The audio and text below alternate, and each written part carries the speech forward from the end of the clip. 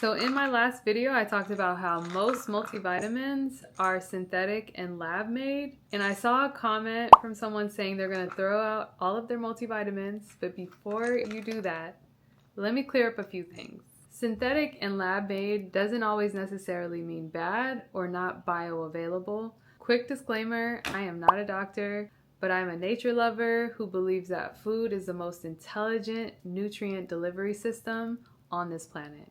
But I also believe in the science as well, so let's break this down very simply. Let's talk water.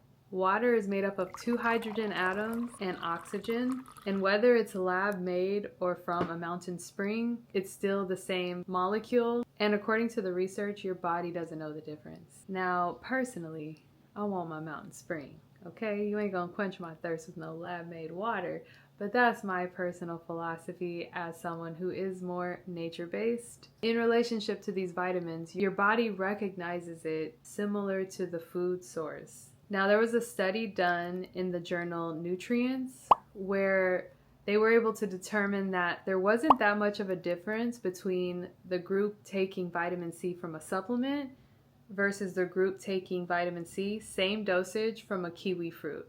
The vitamin levels were the same in the bloodstream, but here's where my nature-based side jumps in. When you take vitamin C from a whole kiwi fruit, in the fruit you have this synergy happening between the fiber, the polyphenols, the additional phytonutrients that are in these plant-based foods, versus the isolated vitamin C placed into a supplement. But there's a whole host of other things that are in the whole food versus the isolated supplement placed into a multivitamin.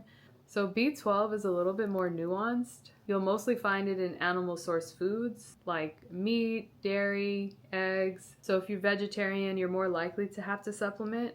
Even in supplementation, there are different forms of B12. The most common is Cyanocobalamin, which is a cyanide mixed with cobalamin. Cyanide is a poison, but it's not poisonous to the body. It's not harmful. So your body has to convert cyanocobalamin into the active form before your body can use it, versus the methylated form is already active. So methylation is a process that occurs billions of times every second in our bodies. So when you're getting the methylated form of the vitamin B12, it's already in its active form. And the same for folate. Folic acid is the one you have to convert. So the methylfolate is the most usable form. Again, it's already active. Your body immediately uses it without any conversion. So 2 words to consider when you're looking at your B vitamins on a supplement are methyl and phosphate.